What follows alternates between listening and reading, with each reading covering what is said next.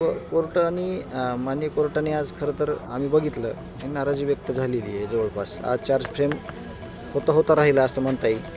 कारण का आता 12 तारीख जी आहे 12 डिसेंबर त्या दिवशी चार्ज फ्रेमची तारीख आहे आणि आरोपी नंबर 2 याचं जे बेल ॲप्लिकेशन होतं समोरच्या वकिलानं आज तिसरी वेळ होती अर्ज द्यायची, विनंती करायची की पुढच्या तारखेला आर्ग्युमेंट घ्या म्हणून. परंतु जे सरकारी वकील आहेत संतोष अण्णा देशमुख या मॅटरमधले जे सरकारी सहाय्यक वकील साहेब आहेत कोले साहेब, त्यांनी जे म्हणणं आहे आपलं त्या बेल ॲप्लिकेशनच्या संदर्भातलं ते मांडलेलं आहे.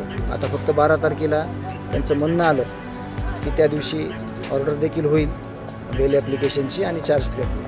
मागच्या 3 महिन्यापासून जो आरोपी आहे फरार आरोपी झालेला त्याविषयी काही रिपोर्ट दिलेला नाही. या संदर्भात कोर्टाने सांगितलं की त्याचं काय तपास कुठपर्यंत आला आहे त्या संदर्भात माहिती देण्यासाठी कोर्टानं आज सांगितलेलं आहे.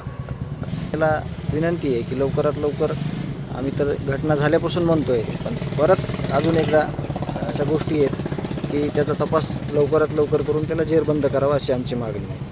आज कोर्टामध्ये त्याला धरून तारीख पे तारीख सुरू झालेला आहे का? चार्ज फ्रेम करायला एवढा वेळ का आला? नाही, कोर्टाने माननीय कोर्टाने आज खरं तर आम्ही बघितलं ही नाराजी व्यक्त झालेली आहे. जवळपास आज चार्ज फ्रेम होता राहिला असं म्हणता येईल. कारण का आता 12 तारीख जी आहे 12 डिसेंबर त्या दिवशी चार्ज फ्रेमची तारीख आहे आणि आरोपी नंबर 2 याचं जे बेल ॲप्लिकेशन होतं तर समोरच्या वकिलानं आज तिसरी वेळ होती अर्ज द्यायची, विनंती करायची की पुढच्या तारखेला आर्ग्युमेंट घ्या म्हणून. परंतु जे सरकारी वकील आहेत संतोष अण्णा देशमुख या मॅटरमधले जे सरकारी सहाय्यक वकील साहेब आहेत कोले साहेब, त्यांनी जे म्हणणं आहे आपलं त्या बेल ॲप्लिकेशनच्या संदर्भातलं ते मांडलेलं आहे. आता फक्त 12 तारखेला त्यांचं म्हणणं आलं की त्या दिवशी ऑर्डर देखील होईल बेल ॲप्लिकेशनची आणि चार्ज फ्रेम होईल. नाही, त्यासाठी जे काही मार्गदर्शक तत्त्व आहेत त्याचा अवलंब करणं गरजेचं आहे. आणि तुम्ही आज बघितलं असेल एकाच आर्ग्युमेंटसाठी तिसरा अर्ज आहे आज की ही आर्ग्युमेंट पुढच्या तारखेला करा म्हणून. म्हणजे जज साहेब देखील आज त्यांनी नाराजी कशा प्रकारे व्यक्त झाली हे तुम्ही सगळ्यांनी बघितलेलं आहे. तर असं न होता आता चार्ज फ्रेम झाल्यापासून लवकरात लवकर या केसचा निकाल लागावा, सगळ्या आरोपींना फाशीची शिक्षा व्हावी असंच आमचं एक मागणं असणार आहे. यापेक्षा आम्ही काही करू शकतो. आरोपीकडून काही वेळकाळूपणा केला जातोय? नाही, ते सगळं ज्या मेरिटच्या गोष्टी आहेत किंवा ज्या सगळ्या केस संदर्भातल्या गोष्टी आहेत त्या तुम्हाला जे वकील आहेत सरकारी वकील किंवा जे नेमलेले वकील मंडळी आहेत ते तुम्हाला सांगतील. तुम्ही 2 दिवसांपूर्वी एक पत्र व्हायरल झालं, धनंजय मुंडेंच्या विरोधात पत्र दिल्याचं त्यामध्ये उल्लेख आहे की तुम्हीच पत्र दिलं होतं का? नेमकं काय प्रकरण? नाही, पत्र आम्हीच दिलं होतं.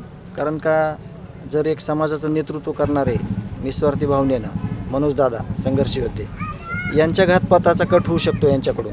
तर एक देशमुख कुटुंब एक साधारण कुटुंब आहे.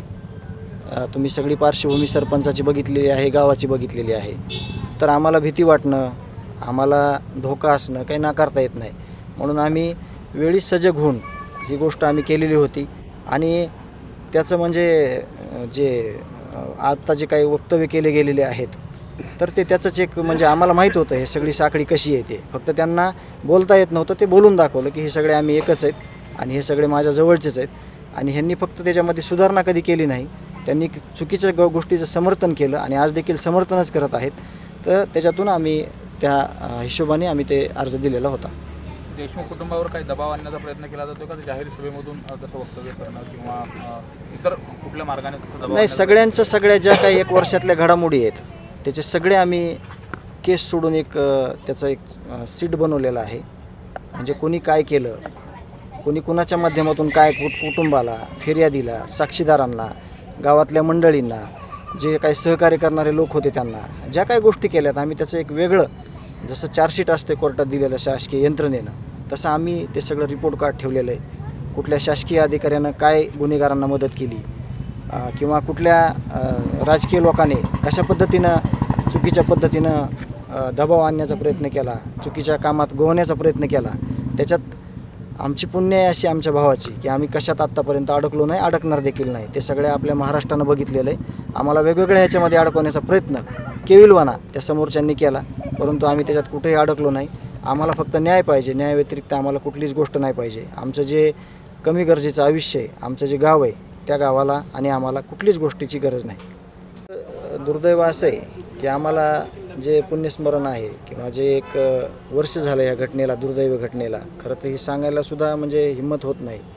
1 वर्ष होऊन देखील आत्ता चार्ज फ्रेम होतं आहे, एक आरोपी फरारचा आहे. तर देशमुख कुटुंबियाला ज्याप्रमाणे राजकीय, सामाजिक, धार्मिक लोकांनी या प्रकरणामध्ये जसा आत्तापर्यंत धीर दिला, तर माझी सगळ्यांना विनंती आहे की प्रत्येकाला जाऊन भेटणं, प्रत्येकाला जाऊन सांगणं. या सगळ्या कोर्ट कचेरीच्या संदर्भात तुम्ही बघताय की आज देखील कोर्टाची तारीख होती, तर प्रत्यक्ष जाऊन आम्हाला भेटणं होतं. कारण सुखदुःखात ज्या माणसाने आम्हाला पाठीवर हात दिला, आम्हाला कोणी लढण्याचं शिकवलं, कोणी शैक्षणिक मार्गदर्शन केलं लेकरांना किंवा कुटुंबाला लढ मानण्यासाठी पाठबळ दिलं, अशा सर्व लोकांना माझी नम्रपणे विनंती आहे की 29 नोव्हेंबरला जे पुण्यस्मरण आहे संतोष अण्णा देशमुख माझ्या भावाचं, त्या पुण्यस्मरणाला सगळ्यांनी जसं जमेल तसं यावं अशी माझी विनंती आहे. आम्ही त्यासाठी त्यांची वाट पाहू.